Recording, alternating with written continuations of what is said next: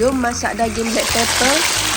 Masak hari ni special sikit sebabnya Cik Wani guna set pisau OOU Black Blade Ultra dan papan pemotong Has5 Rose Food. Potong daging rasa sangat lancar.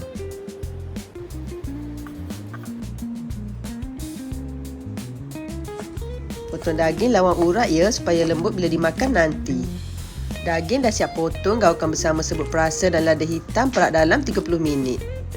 Sambil tunggu daging diperap, kita boleh potong sayur-sayur dulu. Mula-mula kupas dulu bawang putih, kemudian iris nipis ketepikan. Potong daun bawang, potong lada banggala, potong brokoli dan last sekali saya gunting cili padi.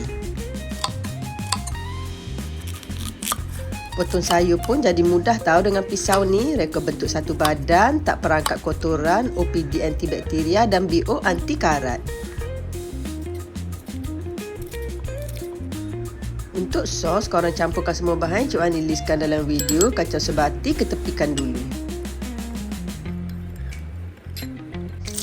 Panaskan minyak, tumis bawang putih dan cili nak bau. Kemudian boleh masukkan daging, kacang sebati, masukkan sayur untuk lebih dahsyat dan warna yang cantik. Last, tuangkan sos yang kita dah siapkan awal-awal tadi. Gaul cepat-cepat supaya setiap keping daging bersalut sos. Dah siap, wangi, lembut dan penuh rasa. Satu suap pasti nak lagi. Jom makan!